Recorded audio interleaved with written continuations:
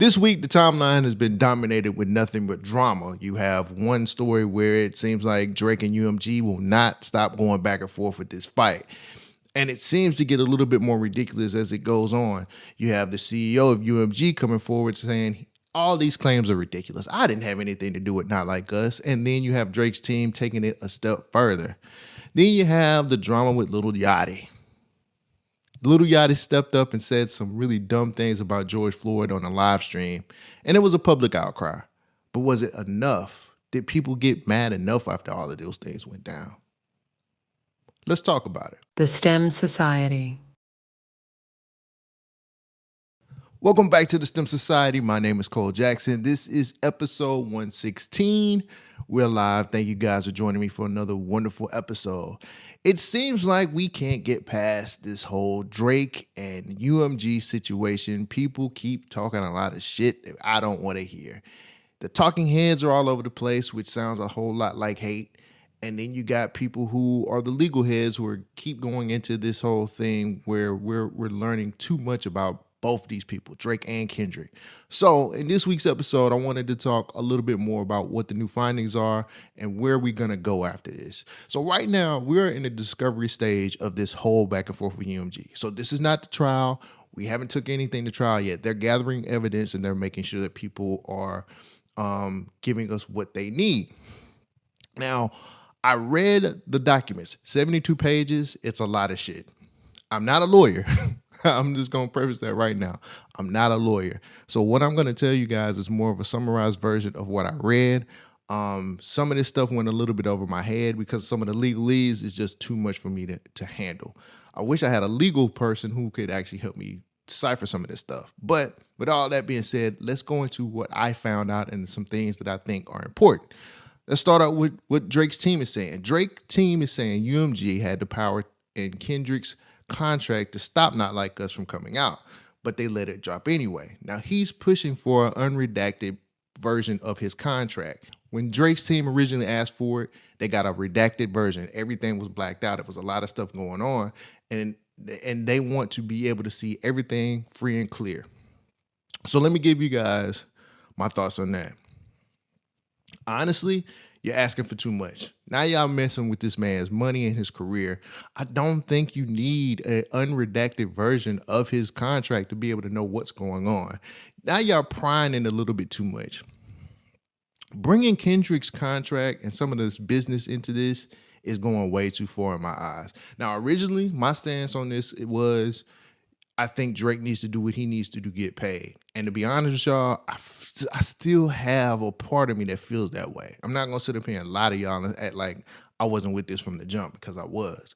I think anytime an artist wants to go up against the label and get what they deserve as far as like payment is concerned, like that's what you do. You go up against the big dogs. You take on the big time corporations to get what you owe, what you're owed. And I think Drake is right for doing this. But on the same token, I don't want anybody's business to be dragged into this. And I don't want Kendrick's contract or any of the knowledge of what he has going on be brought into this either. This is a Drake versus UMG situation. And dragging Kendrick's contract into this is just not the move. There's no way that I feel like Kendrick's contract has anything to do with weakening your brand so you don't have leverage to renegotiate. It's all about renegotiation tactics and keeping Drake from getting a bigger bag than what he got the last time. But I gotta say this, and I'm being completely honest with you. When are you gonna stop signing bad deals? When you go back and think about some of the stuff that we've seen throughout this whole back and forth and some of the stuff that's kind of slipped through the cracks, it feels like Drake is a part of a deal that's not really in his favor. So let's go into what Lucian Grainge said as far as his side of the whole thing. He dropped a declaration on Thursday letting people know about where his stance is on the whole devaluing Drake thing and why this has nothing to do with him. Now, he's calling the claims ridiculous and far-fetched. He's saying that none of this makes any sense because I'm the head of one of the biggest music companies in the world. Devaluing my artist wouldn't make me any money. And I think he wanted to say that he wasn't personally involved in the single dropping. I kind of understand that part of things. Like, I know he's really high up on the food chain, and I know he's the head guy. And there's people who are up under him who are handling a lot of this stuff. Whether y'all want to believe it or not, Kendrick Lamar is one of the biggest acts in hip hop. And for somebody to be that high up in the company, the CEO, and not even sit down and actually hear some of the stuff that's coming out, this was a major beef, bro. I don't really think that Lucian Grainge is not gonna sit down here and not listen to something before it comes out and not really kind of see what's going on. Now, was it a situation where he was trying to devalue Drake by pushing the album? That I don't know. But one thing I do know is you was at the Grammys high-fiving Dr. Dre, which Drake's team is actually bringing up as well. Drake's team is saying, yo, Lucian Grainge being at the Grammys and the whole celebration thing looks a type of way.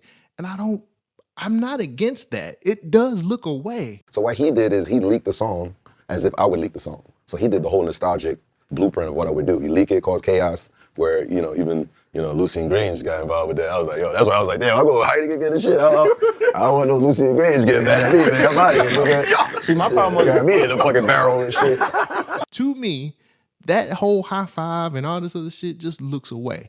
And that's just me reading into what the music business has done for the last 50 to 60 years. It's been a situation where record executives have always been slimy, greasy, nasty, underhanded sons of bitches. It's just what it is.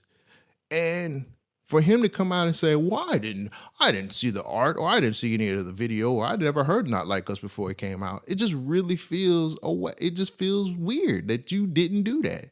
You sitting in the big boy seat through this whole thing, orchestrating everything, because let's not forget, beefs equal money. You can go back and look at some of the beefs from back in the day in hip hop. That equals cash, especially now that we live in the social media world of everybody getting their shit off, people reacting to it, doing what they have to do to be able to push the whole thing and to keep it going. We've been talking about this whole Drake versus Kendrick thing for an entire year, and they're still generating money from this stuff. Let's not get it fucked up. UMG is the only people who are getting paid from all of this stuff, man. They are the people who are racking in all the money at the end of the day. They control all the moving parts in this whole thing. I think Lucian Grainge is a little bit more involved in what he say he is. And if that even comes to a point to where maybe it might devalue renegotiation situations, then it is what it is. Let me wrap this all up. There were some other things in here that I found very out of pocket. If you ask me, it's very out of pocket. Dave Free having to give a paternity test on one of Kendrick's kids, Drake's legal team is really asking for that. And that's ridiculous. And that's extreme. And that's taking it too far. I also feel it's taking it too far to get into Kendrick's business as far as like getting an unredacted version of his contract. We're just getting into very strange territories. And I don't know what Drake's legal team is really trying to do.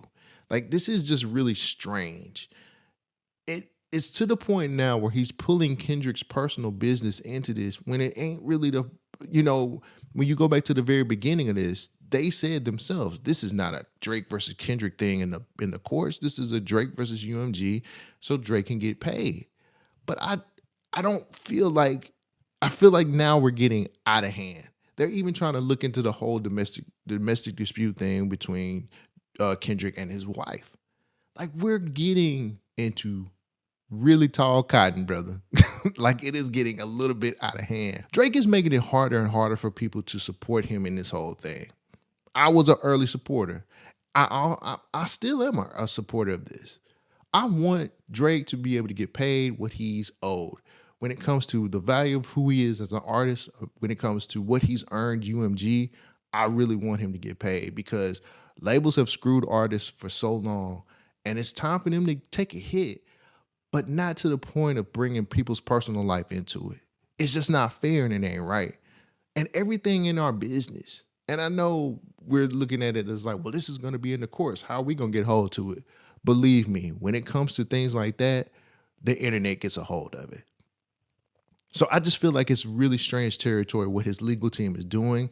I don't know why he won't call the dogs off when it comes to Kendrick's personal life and the things that go on in his household. Like, once we get to that point, bruh, now we're just getting real disrespectful.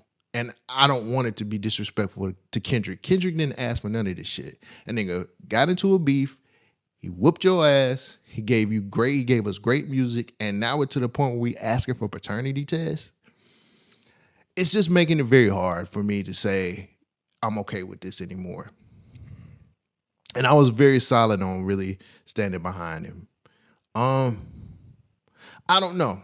I feel like Lucian Grainge has a lot more to do with this than what we think he does. I think the company is most definitely trying to devalue him, but that's just my opinion about it. Tell me what you think about it. Do you think Drake is in extreme territory by asking for certain things when it comes to Kendrick Lamar, his contracts, a paternity test, even looking into this domestic dispute?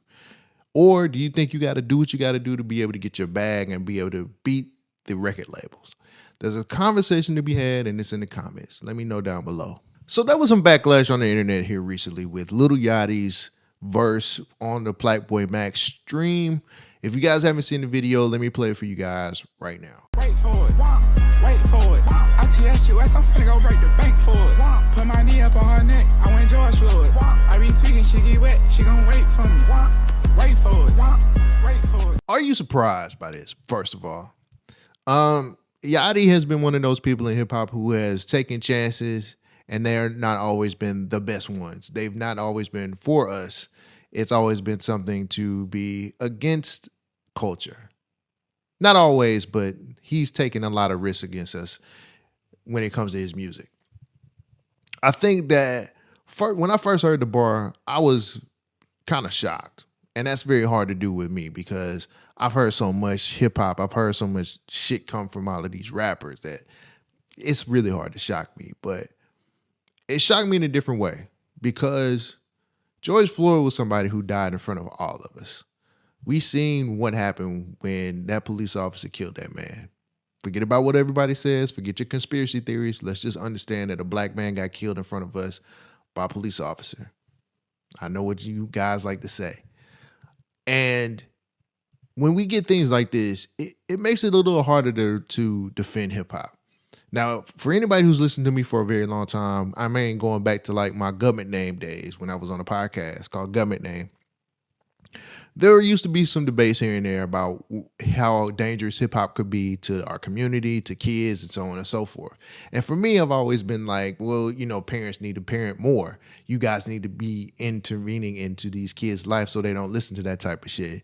But now when you have somebody like Yachty on a live stream, which is aimed towards more Gen Z people or kids or whatever the case may be, now this shit is really getting a little bit too out of hand, bruh.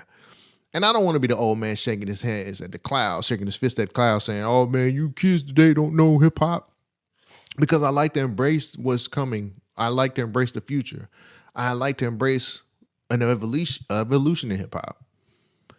But when we get things like this on a regular basis, man, it just feels nasty. We've gotten to a point to where we got people dancing on their ops' graves and putting it on video and it's on YouTube. You know what I'm saying? Like we're going through an era where we seem to be numb to a lot of things, especially when it comes to death. Like we are numb to some shit, bruh, and we don't give a fuck anymore. Does that mean kill the whole genre? No, I don't think it means kill the whole genre. I don't think we should go that far. But we need to start policing a little bit more. We need OGs to be OGs. That's something that we're missing too. Niggas ain't getting checked like they used to back when I was coming up. Niggas came out with some stuff like that, they would get checked. And I'm not saying physically checked, but it'd be a phone call made. Somebody would say something about it. Now, there was a little bit of outrage from somebody who's been in the front lines when it comes to George Floyd. Steven Jackson came forward and he had this to say. Doing the right thing. I'm winning. I'm just trying not to pay attention to you idiots, man. But, like, it's just hard, bro. Like, Lil Yachty, bro. You've been whack, my nigga. But you think you saying George Floyd name and trying to use his name in the bar that's gonna make people like your whack-ass music, my nigga? That shit weak. Y'all the only era that feel like demeaning the dead and saying that shit is cool, my nigga. It ain't. It ain't.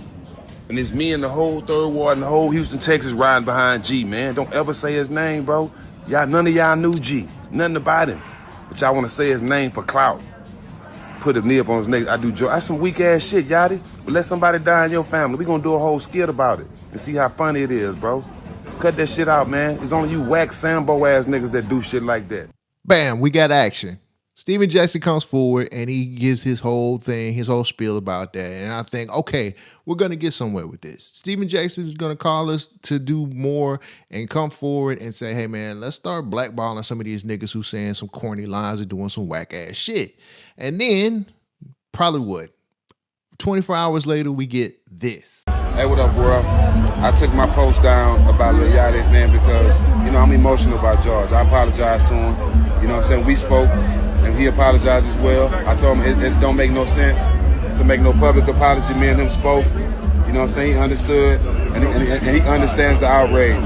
Yachty's a smart individual. That's why he's been so successful. You know what I'm saying? I said some things because I just don't get how people can demean dead people. I don't know when that became cool. I never do that. We never do that. And we need to start bringing some integrity back into everything we say, bro. We don't need to demean dead people. Nobody. So if anybody lost somebody, my condolences go to y'all, man. Shout out to Lil Yachty for reaching out. We talked about it. He understood, you know what I'm saying, what was said, and it went right. I salute him. A lot of people don't like to own up to when they fuck up. I'm somebody that always own up to all my fuck up things. So I apologize to him and shout out to Lil Yachty for understanding our frustration. You know what I'm saying? Yo. So when I see a post like that, not even 24 hours later, should I still be mad? Should I still be upset with Yachty and what he did? Should I say, you know what? He didn't disrespect George Floyd. He made a mistake. Steven Jackson seemed to say it's all right and it's fine. He's a smart individual. He's been successful this long because he owned up to it. Are we letting too much shit slide when it comes to certain situations? Should we all be upset by this whole thing? Instead of that making me feel better about the situation, when I seen what Steven Jackson did, it actually made me a whole lot more confused because nobody speaks up more about George Floyd than Steven Jackson does. He is the main person that's going to step up and say, hey, y'all niggas don't need to be saying this type of stuff. Y'all need to fall back. But that was a real quick apology and that was a real quick situation. And he didn't even want to make Lil Yachty do it he didn't want to make Lil Yachty publicly apologize, even though the bar was put out in public. You get what I'm saying? So maybe I'm oversensitive, or maybe I took the whole situation the wrong way. Maybe I shouldn't be as mad as I said I was. Maybe we should start letting a lot more of this stuff slide through because who knows? We are just oversensitive and it's just rap, right? It's just hip hop. It's just bars. He ain't killing nobody. He ain't hurt nobody. And we also let stuff like this slide on a regular basis too. I just want to tell Steven Jackson, I said fuck George Floyd and this baby, nigga. Bitch, you won't say nothing to me, bitch ass nigga. George Floyd was a dope fiend, nigga. He a long, Blue Isle Center looking dope fiend, nigga. He died of a fentanyl overdose. Fuck George Floyd. And I've been saying it since he died, nigga. Matter of fact, I'm re-releasing my album, dissing George Floyd. And I dare one of you nigga come die behind him, nigga. Nigga was alive, couldn't even borrow $20 from you, bitch ass nigga. I hate you, Steven Jackson. You a pussy anyway, nigga. Then knock out now nigga in them stand, nigga. Now bring your big ass fucking with me in Texas, nigga. Bitch ass nigga, you know what it is, nigga. Ask King Shoot. You ain't never looked for me. Fuck George Floyd. It's fuck him, nigga. Mama! That's what his bitch ass holler for. That white boy shoving, need him to death. I'm sorry. He died of a fentanyl overdose. Fuck you and your pussy basketball playing ass, bitch. I mean, it is Charleston White, and he does fight for the rights of black people, right? He does have a statement, a message in everything that he says. So, I mean, if we're going to let Yachty slide, we should most definitely let Charleston White slide. We should let everybody slide when they do disrespect in hip-hop, right? Just let it go. It's just lines. It's just bars. Nobody cares anymore. It's these types of things that happen on the internet that makes me confused about what I really should be moving forward and standing up for. Because nobody's policing nobody no more. Everything seems to be a go viral moment. Everything seems to be like, well, you know, he ain't really mean it. He ain't really do that. Y'all make it very confusing to figure out what side I'm supposed to be on. Again, maybe I'm just oversensitive when it comes to certain situations, but as a black man, I always look at the whole George Floyd situation of, it could have been me.